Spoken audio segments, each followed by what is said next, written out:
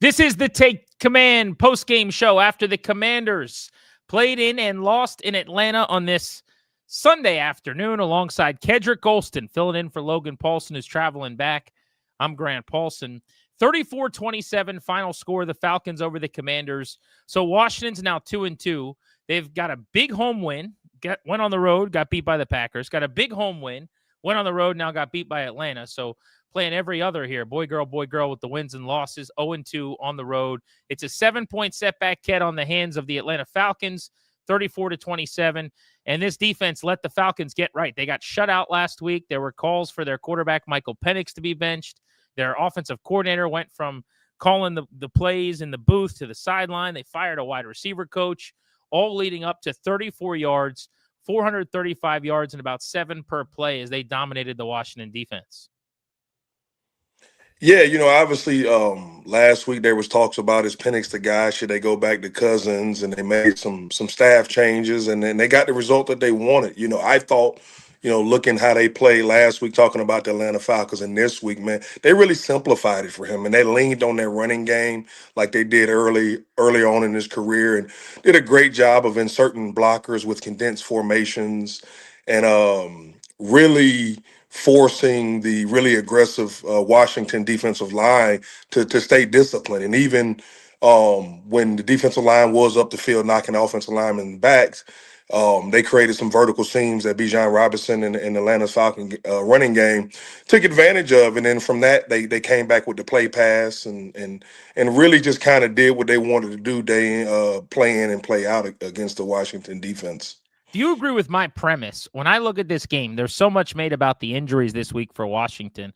I didn't feel like they really proved to be overly problematic. I understand I would have liked to have had Will Harris, the starting safety on defense, and Percy Butler might have helped and made a little bit of a difference playing a lot of downs at safety as well. But by and large, the front seven was intact. I mean, that was kind of the issue here. At the line of scrimmage, they gave up 130 rushing yards to 2 tailbacks.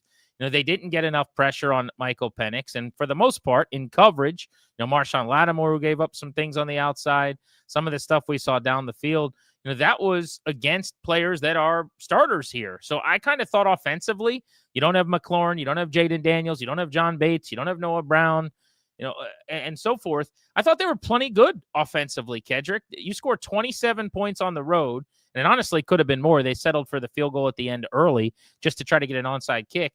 But it could have been another 30-point performance, 70 points with a backup quarterback in 2 weeks. They didn't even get to run their 50th play until that kind of garbage time final drive because they couldn't get off the field on third down defensively, giving up over 50% conversion rate throughout most of this game to Atlanta. I thought the offense did enough with Mariota and all the injuries. I didn't think that was really the big problem. Yeah, I mean, going into a game, you scored 27 to 30 points with Dan Quinn and how that defense has been playing.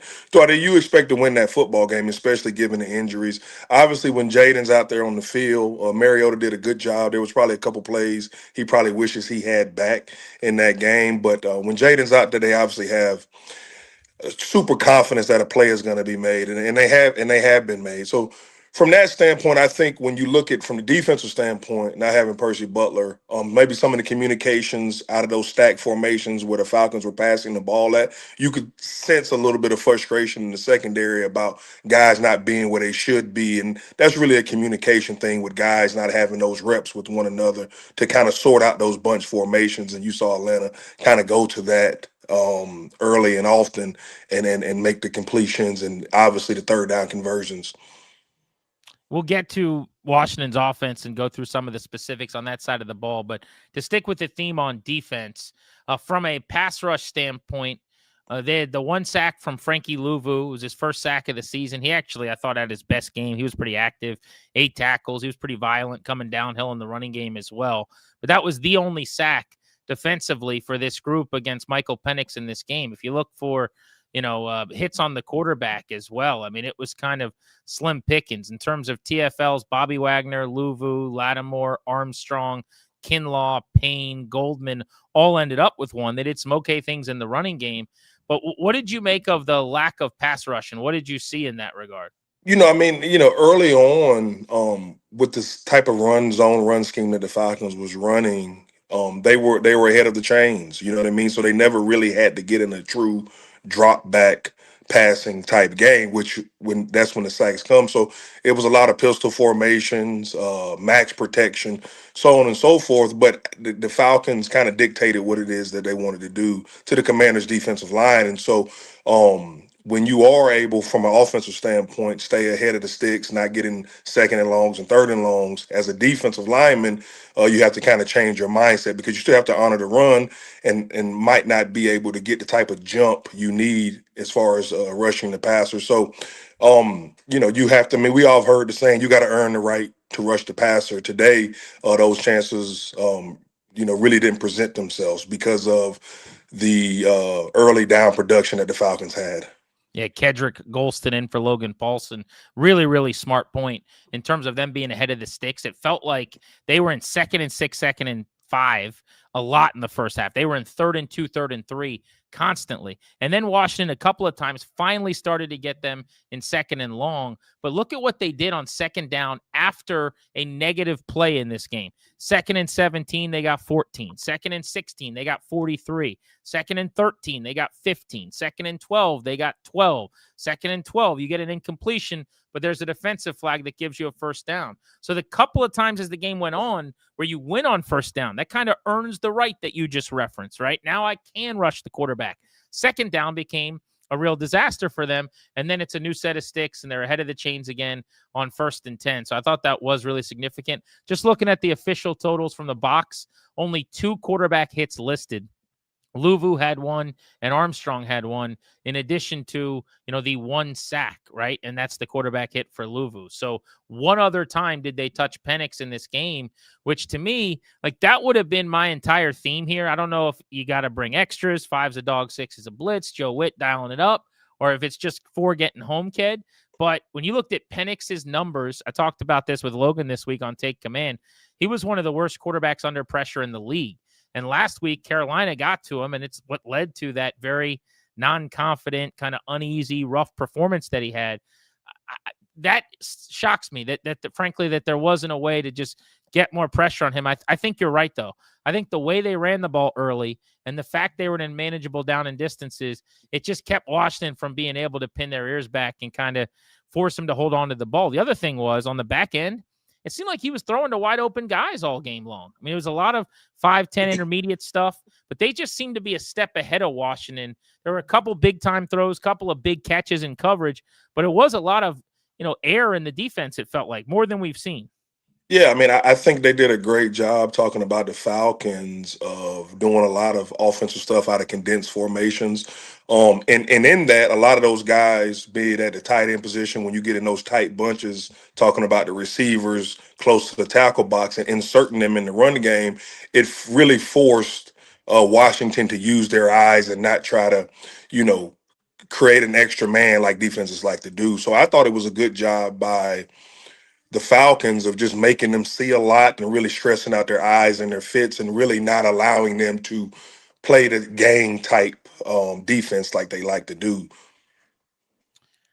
Kedric Golston, Grant Paulsen take command. Logan traveling back. We'll get his film breakdown coming up on Tuesday, and then we'll start looking ahead to the Chargers, who incidentally just lost for the first time this season to the New York Giants. So undefeated LA loses to a debuting quarterback in Jackson Dart in New York. I don't know if that's a good sign or a bad sign for Washington that they're going to be mad and coming off of a loss. I will say they were already without their left tackle who's out for the year, and their all-pro other tackle, their right tackle, Joe Alt, was hurt in this game. X-rays were negative, but it seems like a fairly significant injury in terms of timeline. So maybe Washington will be taking on a Chargers team without either tackle, which I guess from an injury standpoint could be good news. One other thing before we go to the offensive side of the ball, I wanted to just talk for a second about Bijan Robinson and what a good player he is.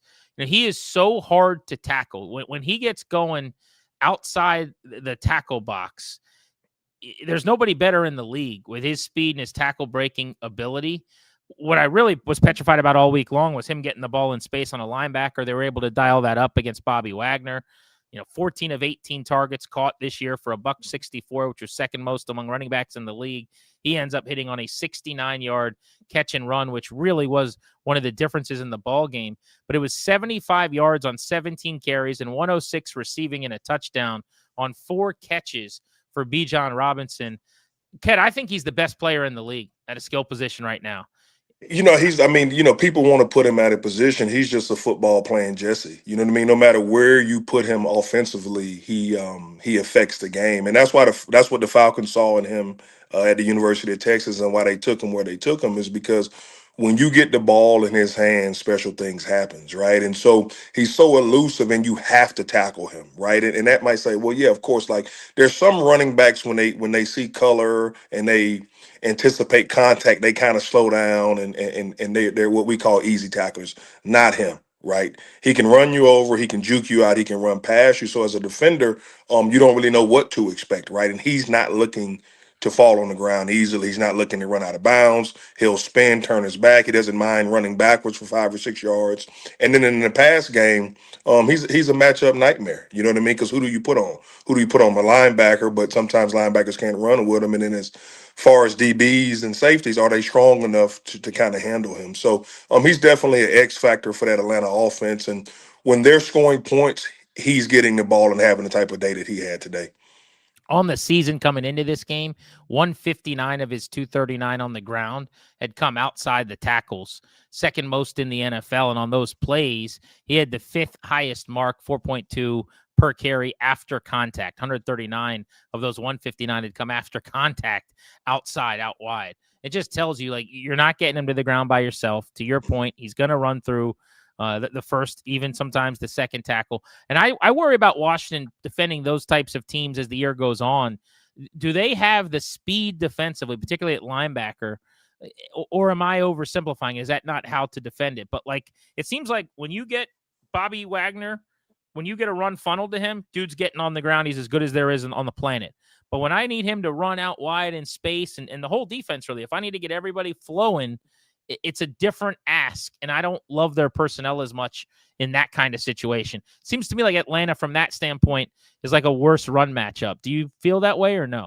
Well, I mean, it's kind of like, to your point, right? It's easier. I can't use the phone booth reference, right? Because nobody knows what a phone booth is anymore. It's easier. It's easier to tackle somebody in the closet than it is in a gymnasium, if that makes sense, right? So when you make defenses defend the whole 53, the width of the field, it makes it harder, right? So Bijan is in almost a system, made for him as a running back, right? The outside zone, right, where he can keep it front side.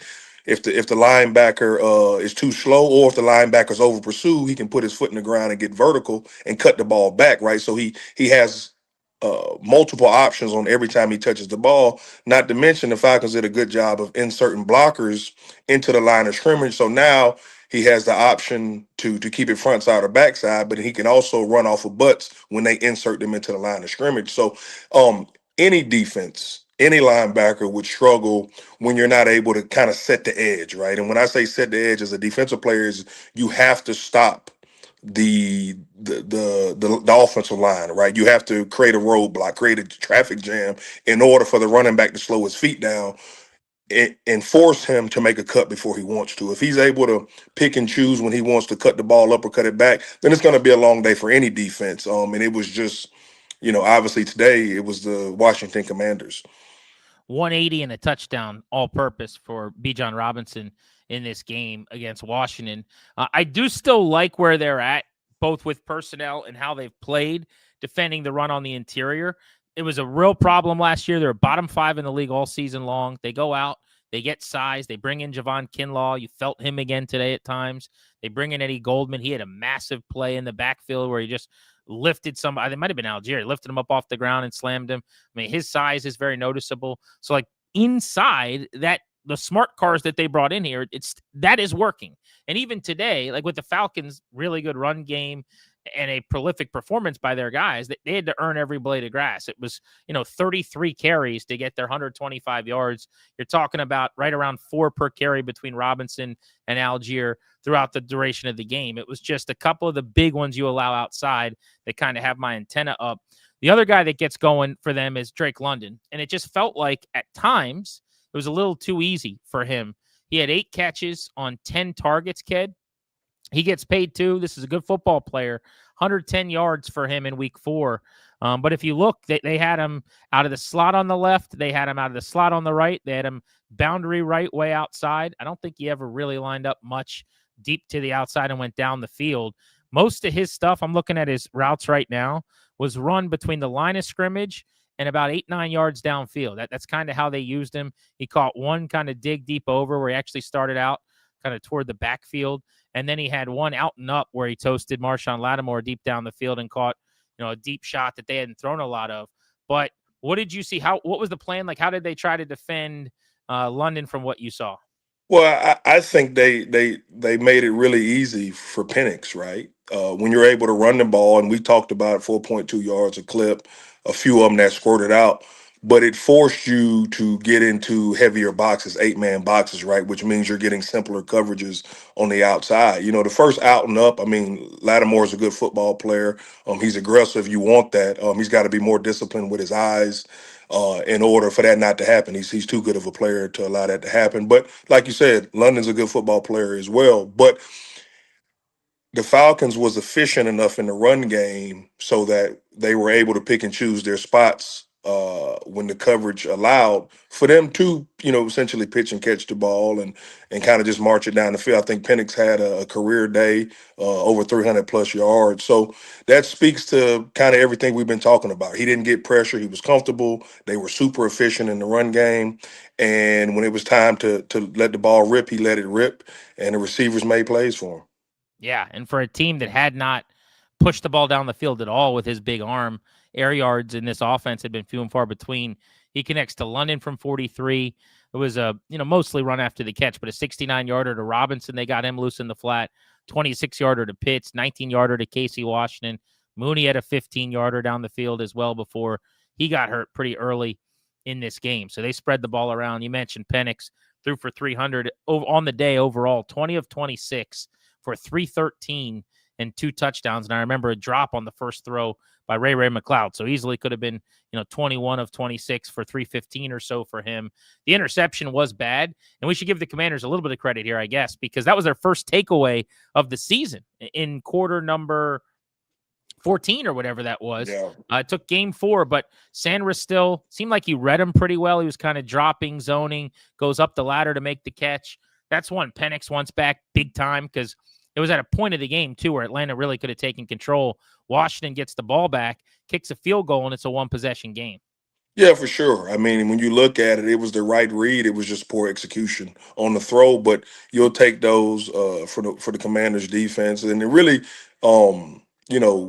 kept them in the game and allowed it to kind of be interesting, at the end. So, that's football games. And one thing you can say about the Commanders is they continue to fight. They continue to try to go out there and scrap around. And so, I think, like we talked about the last time I was on with you after the Green Bay loss, right? It's still early in the year, right? 2-2, right? 50-50. But there's some bright spots to look at to really be, optimistic about the future. We need to get you a win to talk about here, kid. I mean, Logan gets to do the post games at home. He's got 2 victories to break down. That's easier. Kid's got to sit here and chop it up after 2 L's so far for the 2-2 Commanders. Last defensive question, and then we're going to go to the offense. Is there anything that you're seeing, or was there anything in this game that you worry about, like longer term sustainably? Like I'll give you my one, and you could either blow me out of the water, tell me I'm wrong, or give me a thought on that or whatever you've got. But I continue to wonder about Lattimore as their corner one and as a shutdown guy. I think he can play. I think, the idea that he's like washed or what fans try to say, I think it's way over the top. You want everyone to be perfect at that position, and it's just not reality. But they did pay him like an elite corner. They traded for him. They said this offseason they thought he could be a legitimate shutdown one. I don't think he's at the level he was when he was an all-pro with New Orleans. That's not necessarily a hot take, but I do hope they can get more out of him going forward, because when you watch him, this should be a matchup, like a big, physical, not a twitchy or explosive, speedy receiver like a Drake London. This should be the kind of matchup, honestly, where Lattimore eats, like the Mike Evans type guys over the years. And so that's something as we go forward I'm monitoring. I don't necessarily love. I also worry about them covering pass catching backs. And today did not quell my fears there with the personnel they've put together. What's something on defense that you're kind of monitoring going forward? Yeah, I mean, I think the latter more. I mean, I think it's obviously when we got him, he was injured, he was banged up, right? And there's a little bit of a learning curve as far as what he did in New Orleans versus what Coach Quinn and Joe Witt Jr. are asking him to do. But like you said, man, at this day and age, man, with the passing game being so efficient, right? That one double move to out and up that London got, I can guarantee you he wants that one back, right? He's covered that route in his sleep. And so it's just going to take him, a little bit more strain, a little bit more eye discipline, just to realize, he's too good of a player to allow that to happen. You know what I mean? I don't worry. Obviously, Bobby Wagner's still playing at a super high level, right? And if he wasn't in year, 15 or 16, I don't think, you know, when you're a Hall of Fame type player, right, and you get older in your career, these type of things happen. But he's still out there playing every single down. I think he does well in coverage. But obviously, Robinson is a matchup nightmare for anybody. You know what I mean? You tell me a linebacker that's going to be able consistently to cover him down in and down out. I'll tell you that's a defensive coordinator that is probably going to get a lot of not nice words from the linebacker that has to cover him, because at the end of the day, if he was that good of a cover, he'd be playing safety or defensive back. All good. The thing that excitement's the wrong word, but this staff, this organization has proven that they're going to play the best players, right? And so if there's another guy in that building that can step up at any position, they're going to put him on the field, right? And so as of right now, we have to trust that this is the best that they have, and these guys are doing what they're supposed to do. If not, Coach Quinn and the staff are going to find whoever that is and put him out there. And that's one thing that you can say about them is they're loyal to the team and playing the best people.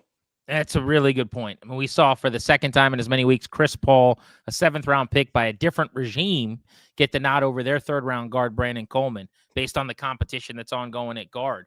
They really like what they've seen out of Paul. I thought he played well again, first blush. I'll have to go back and watch. All right, let's pivot over to the offense. So I want to start with Mariota. Agree or disagree? To me, the game he played was exactly what you ask him to do basically as a backup. He has the one interception. By the way, it was his first pick in 83 pass attempts as a Washington Commander, and it was the only interception still in closing in on 100 pass attempts with the team that he's thrown. He overshot Jalen Lane. It was pretty open, actually, on a deep ball in the end zone, kind of led toward a deep safety, and the interception was on the QB maybe. We'll have to go back and see if anybody says otherwise or if Lane saw something different than the quarterback, but you take that play out of it. What else do you want from Mariota here, Ked? I mean, he runs for 20 yards. He's 16 of 27 passing for $160 and a couple of touchdowns. He responds to the interception coming down the field on an amazing 11-play, 76-yard drive with a dime. He drops into Debo, 24 yards. For a backup without 2 of his top 3 receivers, his top blocking tight end, an offensive line where they've switched out 2 guards in the last couple of weeks on the road in a loud building, I don't know, man. Anybody who wants more than that, I think you're probably being unrealistic. I mean, I think you said it best. I mean, going into it, if you would have told, hey, this is his stat line, this is the points that they scored, I think anybody would have took that. I still think we view Marcus Mariota as that young man that was running around on Oregon's field, and we're still kind of waiting to see that. But I just think it goes to show you it's not a knock on Marcus. It's just what Jaden is to this offense, right? And when Jaden's out there, it just seems like the water starts boiling a whole lot faster. And in that, you know what I mean? And I don't know if it's, Jaden is just, he gets the ball out faster, so he gives receivers more time to run, yards after catch. And then not to mention, Mariota can still do it with his legs, but as a defensive coordinator, you have to account for Daniels in the run game, right? And so is Daniels getting a lot more simplified coverages to be able to go over the top? It's a good question. The answer is probably yes, I would think.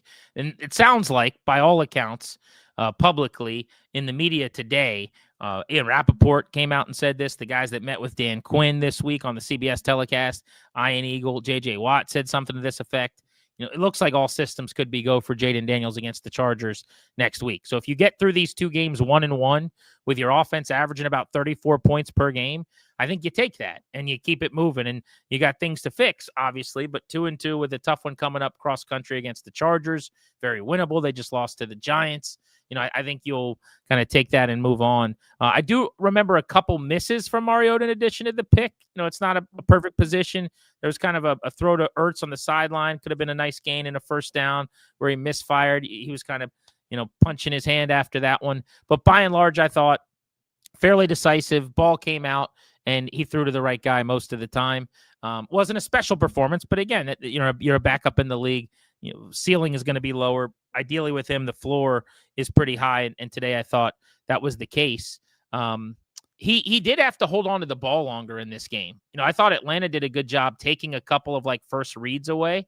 In the end, when you look at the sacks, it was only, I think, 2 total sacks for them, but they actually got a lot of pressure and flushed them from the pocket, especially in the first half, I thought, several times. And I noticed one thing. I went back and watched their first drive. They use that little concept where just to steal 5 yards, it's like a little pop pass where Ertz just kind of, runs a quick little in against zone and just stands there. Yep. And the Falcons took that away multiple times where Mariota kind of came up, not even a 3-step, looked for Ertz to steal those 5 yards, and it's not there. And then he kind of flustered, pulled the ball down, has to move around. So Atlanta had a decent plan to kind of force him into some second looks too, which I give him credit for. Yeah, I mean that you have to do that, right? I mean, when you go and you study and you break down film on the NFL level, you figure out the things the teams like to do, and you say, listen, if they're going to beat us, it's not going to be doing the things that they're most comfortable doing. The only thing that I think that I saw watching Marcus was whenever he scrambles, he always turns his back to the line of scrimmage. Right. And so from that standpoint, for that split second, he doesn't know where anybody is. His back is to the line of scrimmage versus just, I remember Philip Rivers was great at this, right? He would just continue to climb the pocket until he had to tuck it and run. You know what I mean? And I think, I've seen that a lot out of him where when it's not there, he kind of spins in place and then the scramble starts, right? And so I think and that's me being super nitpicky, but I think if he was just able to keep his eyes downfield a little bit more on some of that pressure, and honestly, he his legs will get you first downs and move the chains, right? And so if it's not there, tuck it and run and make people deal with you from that standpoint. He had a 22-yard carry, Mariota did, keeping the football in this game on a long third down to kind of keep the chains moving. In fact, that was after back-to-back penalties, so it was a 1st and 30, and Washington ended up converting because of the long Mariota scramble on third down. Not very often you need 30 over 3 plays, and you go get it. I thought the start of the game on offense was Deebo Samuel. You knew he was going to have to be heavily involved. He came into the game with just 4 carries. He almost equaled that. He had 3 touches on the ground on jet action end around stuff, long of 7, only 9, so you average 3 a pop. But they got him in the air through 6 targets, 6 catches, 72 yards. Thought he made some really nice hand catches, Ked. Did a nice job hauling balls in tight coverage, not having the ball knocked out of his hand. Caught a touchdown from 24 yards out. He continues to be the focal point of the offense. On a day like today, it goes without saying, you don't have Terry or Noah Brown. It's going to have to be him. But it's pretty clear to me, Cliff's sits down at his desk each week, and he's trying to figure out, okay, how do I want this thing to look? The first thing he thinks about is, how do I get maximum Deebo Samuel involvement? And he kind of starts there, and you see it on his first 15 script. A lot of times, first few plays of the game, Deebo is right in the mix, either with a run or a quick, easy pass. They want to get the ball in his hands. Yeah, no doubt about it. I mean, Cliff, when he was the head coach at Arizona, probably was like, man, I wish I had this guy on my side, right? So ever since he was in Arizona, he's been dreaming about ways to give Deebo the ball. But, hats off to Deebo and Cliff, because without Terry, you know who the ball is going to. You know what I mean? And so for them to still have that type of production, knowing that the Falcons defense would be keying on him, you got to like the performance from Deebo, because he still lets you know that he can still play football at an extremely high level. And now, hopefully, who knows what's going on with Terry, but he's proven that he's still that type of player to go out there and help you win football games, even when he is the main target focal point of the defense. So once some of those other guys that they just pulled up, kind of get their legs underneath them. Like you said, you don't really worry about the offense because with all the guys they had out, they still were able to have a super productive day. Yeah, I don't, and maybe someone will push back on this. I'll ask you this question. I don't think that, would it have been better to have Terry? Of course. Is he a much better wide receiver than anybody else that kind of filled in for him today? Obviously, that's why he's a $30 million man.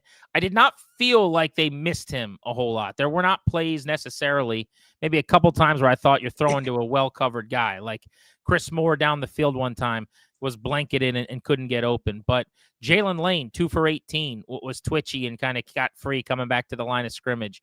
Luke McCaffrey had a touchdown catch and a 16-yard reception as well, 2 for 21.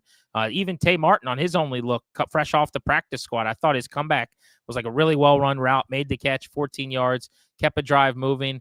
If you're looking at the kids, not a lot of opportunities, but if you're Lane, you get 3 balls thrown your way, and he actually had a much longer, like a 25-yard ball that came back on a Ben Sinnott hold as well, or else it's like a 3-catch, 50-yard game for him.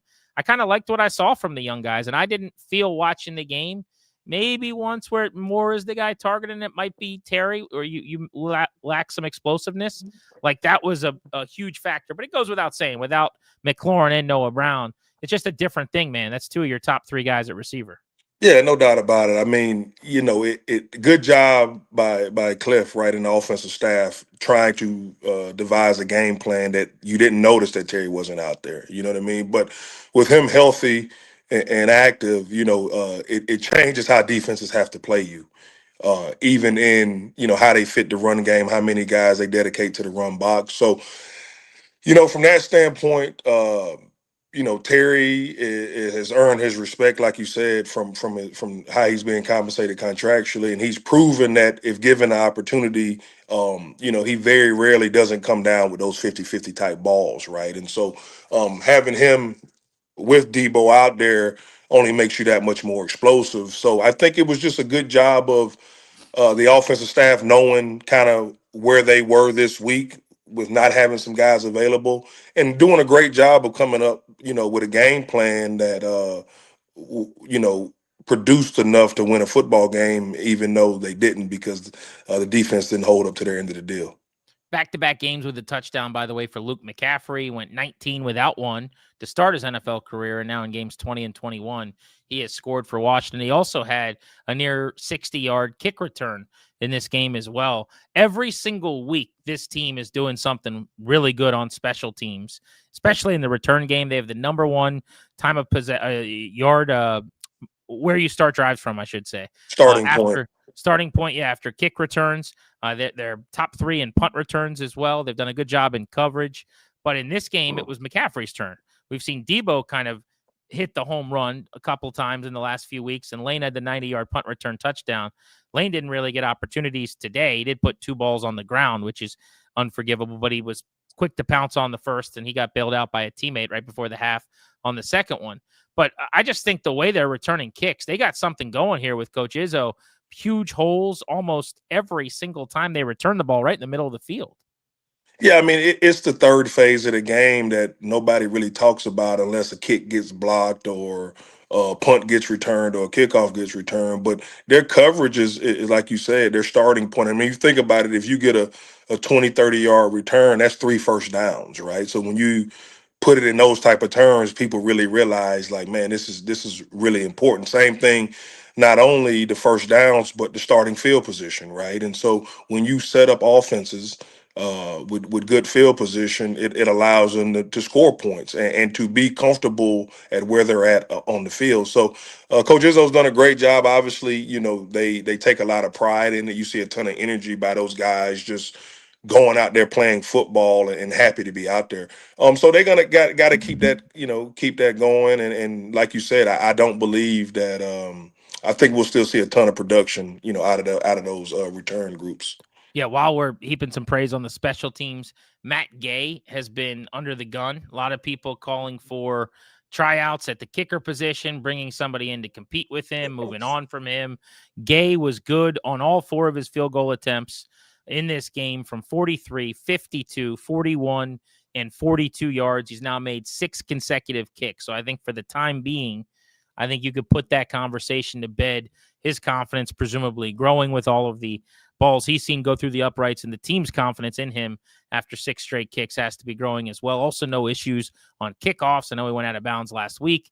It was all clean on kickoffs. I thought the onside kick, while wasn't recovered, that went to Pitts, hopped at the right spot, kind of gave him a chance if he was to have bobbled the ball. So you can't have much better individual performance than Gay had. Going to the running game really quickly, Ked. So they end up splitting carries between Chris Rodriguez and Ja'Cory Crosskey-Merritt. I mentioned that Debo had 3 end arounds. He had Mariota scramble and go read option a couple times. They gave Chris Moore officially a carry in this game. And then McNichols had 2 attempts as well. But this was kind of a, first time we've seen it, instead of using all 3 of them, a split between Rodriguez early and Crosskey-Merritt mostly in the second half. On that 11-play, 79-yard drive I mentioned, the answer to the interception with about 8.5 minutes to go in the fourth quarter to make it a 1-possession game where they got the 2-point conversion on the really nice design to Zach Ertz. That was the Crosskey-Merritt drive. It was the first time all season we've kind of seen them feed him. He ends up 7 for 47 with a 6.7 average, a long of 16. I am smitten with this dude, Ked. I am just enamored. The way he runs is like, this is a dude. If he's on your squad at Stonebridge, you're going down and telling Logan, can we give him the ball more, please? Like, every time he touches the ball, he does something impressive. And you can't get upset that he's not getting it more when Chris Rodriguez has a 48-yard run and has a team-high 59 and averages 8 today or whatever. Last week, he did his job. McNichols had a 60-yard touchdown. So when everybody's running well, I'm not going to have any real issues about how we're divvying it up. What I know is Crosskey-Merritt has the juice. Like, that's the most explosive guy they got. And I don't remember being that excited every time a guy gets the ball on the ground here in years. I mean, a long, long time. I mean, the thing about running backs is right. Sometimes they get a lot of praise, and sometimes they take a lot of the blame. Right? It's just kind of one of those positions where, do you get the look that you want? Did the offensive lineman block it up the way that they should? In that drive specifically, they rolled the hot hand. You know what I mean? He was hitting the holes the way that you wanted to get hit. He wasn't. He was breaking tackles. He was moving the pile forward, and I think that just goes to, when people do the most with their opportunities, they're going to continue to allow them to get more opportunities to see what they do with it. Like you said, the running backs have been really good all year, right? And so there's only so many carries to go around when you got Jaden Daniels, you got McLaurin, you got Sanders, you got Ertz, so on and so forth. But it's a good problem to have, you know what I mean? Because all 3 of those guys have proven at different times they can roll off yardage and help us win football games. So, you got to like what they did, and hats off to it. And maybe they just get more confident and maybe coming up with some formations where they have both of them in the game at the same time. 14 carries for 116 yards for Rodriguez and Crosskey-Merritt combined in this game. You will take that from a rushing standpoint. One guy that was noticed a couple times in the blocking game, did some okay things, but was flagged twice in this game. Once negating a decent return, and another time on a long completion to Lane, which I mentioned, was Ben Sinnott, the second-year tight end, who can't seem to get involved in the passing game. But, as much as I'd like to see him get targets and catches, I'm willing to also, tip my cap if he goes full Logan Paulsen and just pushes people around in the run game as well. Although as a second-round pick, just outside of the top 50, my expectations are higher. But take me inside the locker room on that a little bit as a player.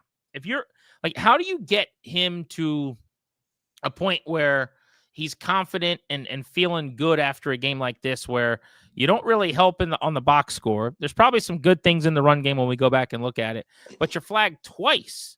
And you hear it from fans. You hear it in the media. People are going to be asking questions. There's just not a lot of deposits in the bank. Like, how do you get to a good place mentally when you're spinning your tires and you just can't seem to kind of have that game so everybody cuts you some slack? Well, I think, only the guys in that building will know, how does he go in and day out? Does he prepare? Does he watch film? Does he do extra work? Is he talking with defensive linemen, offensive linemen on how to do things, right? At the end of the day, he's a young player that's still developing, right? And so don't get so fixated on, the negative, because at the end of the day, it's just a fundamental breakdown on the whole. It was just a fundamental breakdown on the whole. And that stuff happens, I think, and you can't start pressing, wanting to be more involved in the passing game because, like you said, when your numbers call, you have to make the most of that. So, obviously, I know that environment over there is super positive. It's about accountability and being positive and fixing situations like this. But he's a young player who, you tell him to pick his head up and ask questions and continue to work because that's the only way that you're going to fix these issues that you have. But this game humbles a lot of people, right? And that's just as part of this process. And I can think of a lot of really good football players that struggled at times, but with the right mindset on their end and with the right program of development from the organizational standpoint, they'll be just fine. So that doesn't really bother me because if he was an undrafted guy, there wouldn't really be that much expectation. But because they took this guy with this pick,